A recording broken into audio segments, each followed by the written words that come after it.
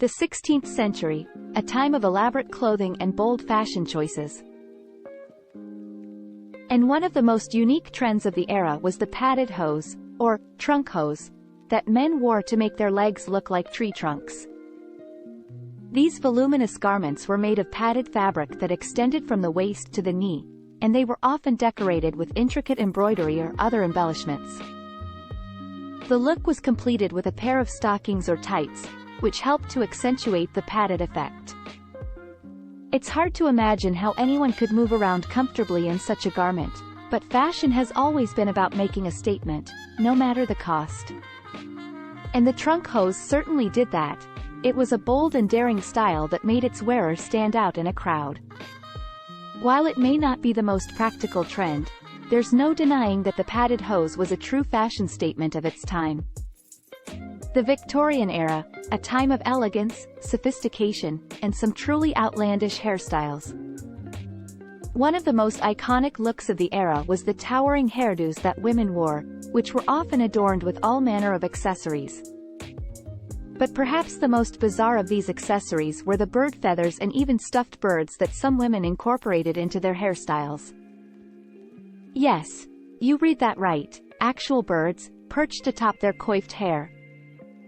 It's hard to imagine how anyone could find this appealing, but for the fashion-conscious women of the Victorian era, it was all about making a statement. The more elaborate and ornate the hairstyle, the better. Of course, the use of real birds in fashion is not something that we condone today. It's a cruel and unnecessary practice that has thankfully fallen out of favor. But looking back at the Victorian era, we can appreciate the creativity and boldness of the women who dared to sport such daring looks. It just goes to show that when it comes to fashion, anything is possible, even incorporating a real-life feathered friend into your hairdo. The 1920s were a time of social upheaval and cultural change, and nowhere was this more evident than in the world of fashion. The iconic flapper style emerged as a rejection of the restrictive, corseted looks of the past, with shorter hemlines, looser silhouettes, and an emphasis on comfort and practicality. But the flapper look was more than just a style, it was a statement of rebellion and independence. Flappers were young women who rejected the traditional roles assigned to them by society, and instead embraced a lifestyle of fun, freedom, and adventure. This included smoking and drinking, two activities that were still taboo for women at the time. Of course, not everyone was thrilled with this new wave of feminism. Many saw the flapper as a threat to traditional values and morality. But the flapper style endured, and has since become an iconic symbol of the 1920s and a key part of fashion history. World War II was a time of great upheaval and change, and that was certainly true in the world of fashion. With fabric rationing in effect, women had to find ways to make do with less, which often meant shorter skirts and slimmer cuts that were more practical for their daily lives. But even in the midst of this scarcity, women found ways to express themselves and add a touch of glamour to their outfits. One creative solution was painting their legs to resemble stockings, which gave the appearance of wearing hosiery without actually using up valuable fabric. This trend caught on quickly, and soon women everywhere were using makeup or even gravy browning to create the illusion of stockings on their bare legs.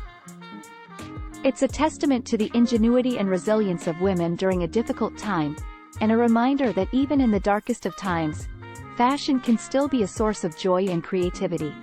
The 1960s were a time of revolution and change, and nowhere was this more evident than in the world of fashion. It was during this decade that the mini-skirt emerged as a symbol of youth, rebellion, and sexual liberation. The short hemline caused quite a scandal at the time, with many people decrying it as indecent and inappropriate. But for young women, the mini-skirt was a powerful symbol of freedom and autonomy, a way to break free from the stodgy, conservative styles of the past. One of the most famous champions of the miniskirt was the model Twiggy, whose androgynous style and waif-like figure helped to popularize the trend. With her short hair, big eyes, and boyish charm, Twiggy became a fashion icon and a symbol of the swinging 60s. Today, the miniskirt is a beloved classic and a staple of women's fashion, but it's worth remembering the scandal and controversy that surrounded it when it first emerged. Sometimes, it takes a little bit of rebellion to push fashion forward. The 1970s were a decade of excess and flamboyance, and nowhere was this more evident than in the world of fashion. One of the most iconic trends of the era was the platform shoe, a towering creation that elevated wearers to new heights both literally and figuratively. These chunky heels were popular among both men and women, and they came in all sorts of colors and styles, from glittery disco boots to earthy, bohemian sandals. The platform shoe was the perfect accessory for the disco era, with its emphasis on dancing, fun, and all-night parties. But it wasn't just about the aesthetic. The platform shoe was also a symbol of empowerment and liberation. With their towering heels, wearers were able to command attention and assert their presence, challenging traditional notions of gender and power. Today, platform shoes are still popular among fashion-forward individuals, and they continue to represent a bold and daring approach to style. The 1980s were a time of ambition and success, and nowhere was this more evident than in the world of fashion. Women were entering the workforce in greater numbers than ever before, and they needed clothing that reflected their newfound power and authority. That's where power dressing came in. This trend was all about sharp, tailored suits that emphasized strength and sophistication, with boxy jackets, high-waisted pants, and, of course, shoulder pads that made wearers look like they meant business. Women embraced this trend with gusto, using their clothing as a way to assert their dominance in the workplace and command respect from their colleagues. But power dressing wasn't just about looking the part, it was also about feeling confident and empowered.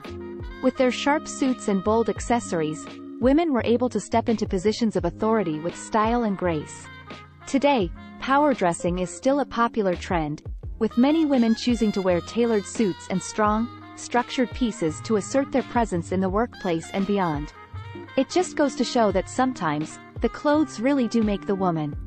The 1990s were a time of rebellion and nonconformity, and nowhere was this more evident than in the world of fashion. Grunge fashion emerged as a reaction against the glitz and glamour of the 1980s, with its focus on ripped, distressed clothing and an overall, dirty, aesthetic.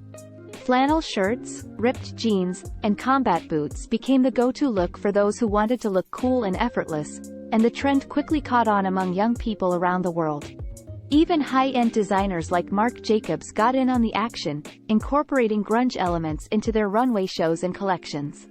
What made grunge fashion so appealing was its anti-establishment message. It was a rejection of traditional beauty standards and a celebration of individuality and authenticity. Today, grunge fashion continues to influence modern styles, with its emphasis on casual, comfortable clothing and a laid-back attitude. Whether you're a teenager rebelling against the status quo or a fashion-forward adult looking to make a statement, grunge fashion has something to offer for everyone. The 2000s was the decade that saw the rise of the "it" bag, a term coined by British journalist and author Plum Sykes to describe designer handbags that had become a must-have accessory for fashion-conscious women. From Louis Vuitton's signature monogram to Chanel's classic quilted design, everyone wanted to be seen with the latest and greatest handbag. The "it" bag craze was fueled by celebrities and socialites who were photographed carrying these coveted bags, and it quickly became a status symbol for those who could afford them. Designers began creating limited edition bags and introducing new styles each season, ensuring that the demand for these coveted accessories remained high. While the popularity of the "it" bag has waned in recent years, the impact it had on the fashion industry cannot be denied. It sparked a new era of handbag design and cemented the idea that a great handbag could be more than just a functional accessory. It could be a fashion statement.